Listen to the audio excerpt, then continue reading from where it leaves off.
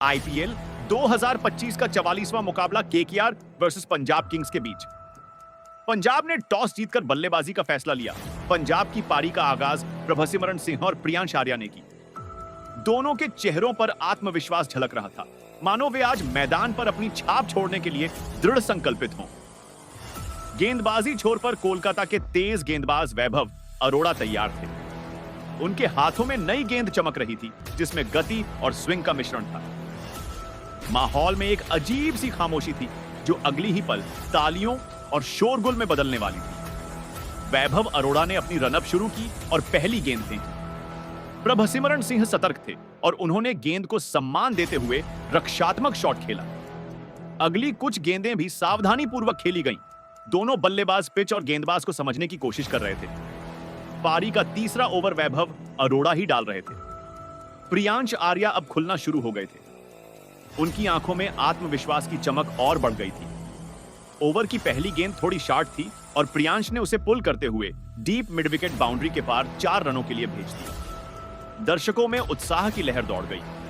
अगली गेंद थोड़ी फुल लेंथ थी और प्रियांश ने अपने कदमों का इस्तेमाल करते हुए उसे लॉन्ग ऑन के ऊपर से शानदार छक्का जड़ दिया। स्टेडियम तालियों की गड़गड़ाहट से गूंज उठा। प्रियांश का यह आक्रामक अंदाज कोलकाता के गेंदबाजों पर दबाव बना रहा था। ओवर की तीसरी गेंद पर प्रियांश ने फिर से चौका लगाया। इस बार उन्होंने कवर ड्राइव खेला और गेंद तेजी से बाउंड्री लाइन को पार कर गई। 3 गेंदों में 14 रन बटोरकर प्रियांश ने अपनी मंशा साफ कर दी थी कि वह आज बड़ी पारी खेलने के मूड में है। इस ओवर के बाद प्रियांश आर्या का निजी स्कोर 19 रन पहुंच गया था, जबकि प्रभसिमरन सिंह अभी भी संभल कर खेलते हुए 5 रन पर थे। पंजाब की टीम ने बिना किसी नुकसान के तेजी से रन बटोरने शुरू कर दिए थे। पावर प्ले के 6 ओवर समाप्त हो चुके थे और पंजाब की टीम ने बिना कोई विकेट खोए 56 रन बना लिए थे। प्रियांश आर्या 29 रन और प्रभसिमरन सिंह 26 रन बनाकर क्रीज पर जमे हुए थे। दोनों बल्लेबाजों ने मिलकर कोलकाता के गेंदबाजों को कोई भी मौका नहीं दिया था और आसानी से रन बटोर रहे थे। प्रियांश आर्या का आत्मविश्वास 7वें आसमान पर था। वह हर गेंद को अपनी ताकत और तकनीक के मिश्रण से खेल रहे थे। दूसरी ओर प्रभसिमरन सिंह भी धीरे धीरे अपनी लय पकड़ रहे थे और बीच बीच में आकर्षक शॉट लगा रहे थे। कोलकाता के कप्तान श्रेयस अय्यर चिंतित दिख रहे थे। उन्होंने अपने तेज गेंदबाजों को बदला, स्पिनरों को आजमाया, लेकिन पंजाब की सलामी जोड़ी को तोड़ने में उन्हें कोई सफलता नहीं मिल रही थी। अगली गेंद थोड़ी शार्ट पिच थी और प्रियांश ने बिना किसी हिचकिचाहट के उसे पुल करते हुए मिड विकेट के ऊपर से 6 रनों के लिए भेज दिया। यह शॉट दर्शनीय था और इसने प्रियांश को अर्धशतक के करीब पहुंचा दिया। ओवर की तीसरी गेंद पर प्रियांश ने एक और चौका लगाया। इस बार उन्होंने फाइन लेग की दिशा में फ्लिक किया और गेंद तेजी से बाउंड्री लाइन के पार चली गई। इस चौके के साथ ही प्रियांश आर्या ने मात्र 27 गेंदों में अपना अर्धशतक पूरा कर लिया। यह उनके आईपीएल करियर की दूसरी 50+ की पारी थी और उन्होंने इसे बड़े ही धमाकेदार अंदाज में पूरा किया था। स्टेडियम में बैठे पंजाब के समर्थक खुशी से झूम उठे। पंजाब की सलामी जोड़ी ने कोलकाता के गेंदबाजों को खूब परेशान किया था। प्रियांश आर्या और प्रभसिमरन सिंह के बीच 120 रनों की शानदार साझेदारी हो चुकी थी। लग रहा था कि यह जोड़ी और भी आगे तक जाएगी, लेकिन तभी खेल में एक मोड़ आया। पारी का 12वां ओवर आंद्रे रसेल डाल रहे थे। उनकी तेज गति और उछाल भरी गेंदों का सामना करना हमेशा ही बल्लेबाजों के लिए चुनौतीपूर्ण होता है। इस ओवर की एक गेंद थोड़ी शॉर्ट पिच थी और प्रियांश ने उसे पुल करने की कोशिश की, लेकिन गेंद बल्ले के ऊपरी किनारे से लगकर हवा में ऊंची उठ गई। विकेटकीपर वैभव अरोड़ा ने तेजी से दौड़कर कैच लपक लिया। प्रियांश आर्या 35 गेंदों में 8 चौकों और 4 छक्कों की मदद से 69 रनों की शानदार पारी खेलकर पवेलियन लौट गए। उनकी इस तूफानी पारी ने पंजाब को एक मजबूत शुरुआत दिलाई थी। प्रियांश के आउट होने के बाद पंजाब को पहला झटका लगा था, लेकिन उन्होंने प्रभसिमरन सिंह के साथ मिलकर टीम को एक मजबूत स्थिति में पहुंचा दिया था। प्रियांश आर्या के आउट होने के बाद प्रभसिमरन सिंह पर जिम्मेदारी और बढ़ गई थी। वह अभी भी क्रीज पर जमे हुए थे और अच्छी लय में दिख रहे थे। पारी का 13वां ओवर चल रहा था और प्रभसिमरन ने एक शानदार चौका लगाकर अपना अर्धशतक पूरा कर लिया। उन्होंने 40 गेंदों में अपना 50वां पूरा किया था। उनकी पारी में संयम और आक्रमण का अच्छा मिश्रण था। उन्होंने प्रियांश का बखूबी साथ दिया था और अब टीम की रन गति को बनाए रखने की जिम्मेदारी उनके कंधों पर थी। प्रभसिमरन सिंह अब और भी खतरनाक दिख रहे थे। उन्होंने कुछ और आकर्षक शॉट लगाए और तेजी से रन बटोरने लगे। लग रहा था कि वह आज अपना पहला आईपीएल शतक जरूर पूरा करेंगे। उन्होंने 49 गेंदों में 83 रन बना लिए थे, जिसमें 6 चौके और इतने ही छक्के शामिल थे। वह हर गेंद पर रन बनाने की कोशिश कर रहे थे और कोलकाता के गेंदबाज उन पर दबाव बनाने में नाकाम हो रहे थे। लेकिन तभी पारी के 15वें ओवर में एक अप्रत्याशित घटना घटी। वैभव अरोड़ा ने एक बेहतरीन गेंद फेंकी जो थोड़ी उछाल लेती हुई प्रभसिमरन के बल्ले का बाहरी किनारा ले गई और विकेटकीपर पॉवेल ने एक आसान कैच पकड़ लिया। प्रभसिमरन सिंह शतक से चूक गए थे, लेकिन उन्होंने 49 गेंदों में 83 रनों की शानदार पारी खेली थी। उनकी इस पारी ने पंजाब की टीम को एक मजबूत स्कोर की ओर अग्रसर कर दिया था। पारी के 17वें ओवर में स्पिनर वरुण चक्रवर्ती ने मैक्सवेल को बोल्ड कर दिया। यह पंजाब के लिए एक और झटका था। श्रेयस अय्यर 11 रन और मार्को यानसन 1 रन बनाकर क्रीज पर थे।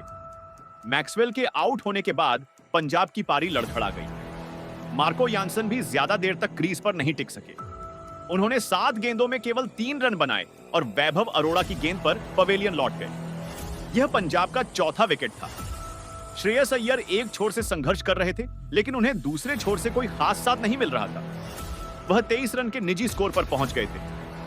पारी के अंतिम ओवर चल रहे थे और पंजाब की टीम 200 के करीब पहुंच चुकी थी। कप्तान श्रेयस अय्यर पर टीम को एक सम्मानजनक स्कोर तक पहुंचाने की जिम्मेदारी थी। 20वां ओवर आंद्रे रसेल डाल रहे थे। यह ओवर काफी महत्वपूर्ण था।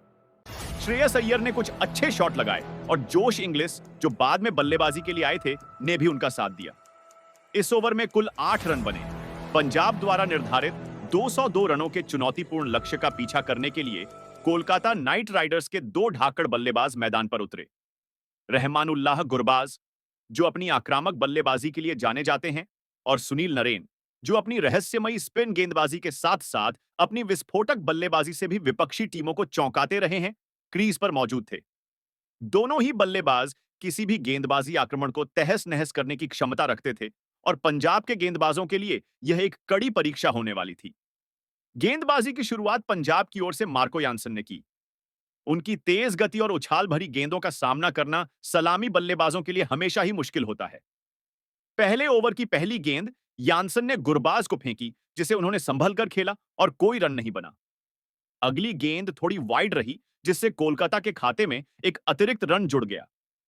तीसरी गेंद पर गुरबाज ने 1 रन लिया और स्ट्राइक सुनील नरेन के पास आ गई। नरेन, जो अक्सर पारी की शुरुआत में थोड़ा समय लेते हैं, चौथी गेंद पर पूरी तरह से तैयार दिखे और उन्होंने यानसन की गेंद पर एक शानदार चौका जड़ दिया। यह शॉट उनके आत्मविश्वास को बढ़ाने वाला था। ओवर की 5वीं और 6ठी गेंद पर कोई रन नहीं बना, लेकिन पहले ओवर में कुल 7 रन बने, जिसमें 1 वाइड और 1 लेग बाय भी शामिल था। कोलकाता की पारी की यह धीमी लेकिन सधी हुई शुरुआत थी। गुरबाज और नरेन दोनों ही पिच को समझने और गेंदबाजों की लाइन लेंथ का आकलन करने की कोशिश कर रहे थे। पंजाब के गेंदबाज शुरुआती विकेट हासिल करने की फिराक में थे ताकि कोलकाता पर दबाव बनाया जा सके। पहले ओवर की समाप्ति के बाद माहौल में थोड़ी शांति थी, लेकिन अगले ही पल प्रकृति ने अपना रंग दिखाना शुरू कर दिया। आसमान में अचानक काले बादल छा गए और तेज हवाएं चलने लगीं। जयपुर के मौसम का मिजाज पल पल बदलता रहता है और आज एक बार फिर इसका अनुभव हो रहा था। देखते ही देखते तेज आंधी शुरू हो गई, जिससे मैदान पर धूल का गुब्बार उठने लगा और खिलाड़ियों के लिए खेलना मुश्किल हो गया। इससे पहले कि खेल और आगे बढ़ पाता, बारिश ने भी दस्तक दे दी। बूंदें पहले हल्की थीं, लेकिन कुछ ही मिनटों में मूसलाधार बारिश में तब्दील हो गईं। ऐसी स्थिति में मैच को जारी रखना संभव नहीं था, इसलिए अंपायरों ने खेल को रोकने का फैसला किया। खिलाड़ी तुरंत मैदान से बाहर चले गए और ग्राउंड स्टाफ ने पिच को ढकने के लिए कवर्स डाल दिए। उस समय रहमानुल्लाह गुरबाज 1 रन और सुनील नरेन 4 रन बनाकर नाबाद थे। कोलकाता की टीम ने अभी सिर्फ 1 ओवर ही खेला था और उनका स्कोर 5-0 था। लक्ष्य अभी भी काफी दूर था और उन पर कोई खास दबाव नहीं था, लेकिन मौसम की इस अप्रत्याशित बाधा ने मैच की गति को पूरी तरह से रोक दिया था। बारिश के साथ साथ तेज हवाएं भी कहर बरपा रही थीं। हवा की गति इतनी तेज थी कि पिच को ढकने के लिए इस्तेमाल किए गए कवर्स भी अपनी जगह पर टिक नहीं पा रहे थे। ग्राउंड स्टाफ को कवर्स को उड़ने से बचाने के लिए कड़ी मशक्कत करनी पड़ रही थी। एक दृश्य तो ऐसा भी देखने को मिला जब कुछ ग्राउंड स्टाफ के सदस्य कवर्स के ऊपर बैठे हुए नजर आए ताकि उन्हें हवा से उड़ने से रोका जा सके। यह दिखाता है कि मौसम कितना खराब हो गया था और परिस्थितियां कितनी चुनौतीपूर्ण थीं। दर्शकों को भी अपनी सीटों पर छाता लेकर या किसी सुरक्षित स्थान पर शरण लेते हुए देखा गया। स्टेडियम में एक अजीब सी खामोशी छा गई थी, जो पहले खिलाड़ियों के चौकों और छक्कों से गूंज रहा था। सभी को उम्मीद थी कि बारिश और हवा जल्द ही थम जाएगी और खेल फिर से शुरू हो सकेगा। कुछ समय बाद बारिश थोड़ी धीमी हुई और फिर पूरी तरह से रुक गई। आसमान में बादल अभी भी छाए हुए थे, लेकिन हवा की गति में भी कमी आई थी। यह देखकर कोलकाता नाइट राइडर्स के कुछ खिलाड़ी वार्म अप करते हुए नजर आए। उन्हें उम्मीद थी कि जल्द ही मैदान खेलने लायक हो जाएगा और मैच फिर से शुरू हो सकेगा। अंपायरों ने मैदान का निरीक्षण करना शुरू कर दिया था और ग्राउंड स्टाफ पिच से पानी सुखाने और मैदान को तैयार करने में जुट गया था। हालांकि समय तेजी से बीत रहा था और अगर रात 10:30 तक मैच शुरू नहीं हुआ, तो नियमों के अनुसार ओवरों की कटौती होनी तय थी। टी20 क्रिकेट में समय का बहुत महत्व होता है और मौसम की बाधा के कारण खेल का छोटा होना दोनों टीमों के लिए एक नई रणनीति बनाने का दबाव डाल सकता था। बारिश पूरी तरह से रुक चुकी थी और मैदान कर्मियों की मेहनत रंग ला रही थी। पिच से पानी सूख गया था और मैदान पहले से बेहतर स्थिति में दिख रहा था।